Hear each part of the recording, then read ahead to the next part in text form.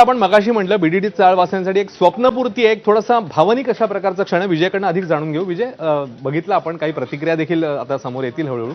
एक भावनिक क्षण या सगळ्या मंडळींसाठी, कारण छोट्या घरातनं मोठ्या घरात जायचं आणि त्या आपण जिकडे राहतो त्या भागाशी एक आपली अटॅचमेंट असते, एक त्या मानसिकदृष्ट्या आपण गुंतलेले असतो त्याच्यामध्ये. या बीडीडी चाळींचा इतिहास काय सांगतो?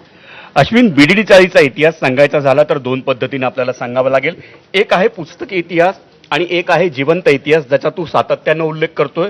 तुझी आणि माझी वाढ देखील चाळीमधूनच झालेली आहे, त्यामुळे तो जिवंत इतिहास आपण जगलेलो आहे. पुस्तकी स्वरूपातला इतिहास सांगायचा तर मला वाटतं फडणवीसांचं वाक्य सर्वोत्तम वाक्य आहे. मुंबईचा आर्थिक, सामाजिक आणि राजकीय जे मुंबईचं परिवर्तन आहे ना, त्याचा इतिहास या बीडीडी चाळींमध्ये दडलेला आहे. जर पाहिलं आपण तर मुंबईचे गव्हर्नर त्या काळातले 1920च्या सुमारासचे जॉर्ज लॉईड यांनी बॉम्बे डेव्हलपमेंट डिपार्टमेंट निर्माण केलं.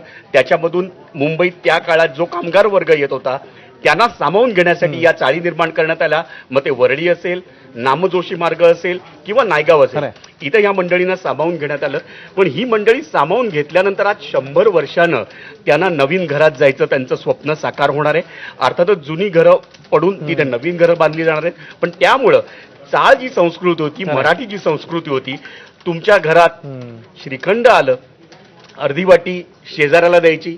तुमच्या घरात चिकन मटण शिजलं तर त्याच्यातली एक वाटी त्या शेजाऱ्याला गेली पाहिजे. ही जी चाळ संस्कृती होती, ही जी मुंबईतली मराठी संस्कृती होती ना, ती कदाचित भविष्यात राहील की नाही माहीत नाही. पण या निमित्तानं मुंबईतल्या मराठी नागरिकांना एक त्यांच्या स्वप्नातलं घर मिळतंय, हे मला वाटतं या आर्थिक, राजकीय आणि सामाजिक इतिहासाच्या दृष्टीनं पुढचं पाऊल आहे, ज्याचा उल्लेख देवेंद्र फडणवीसांनी आपल्या मुख्यमंत्र्यांनी केलाय.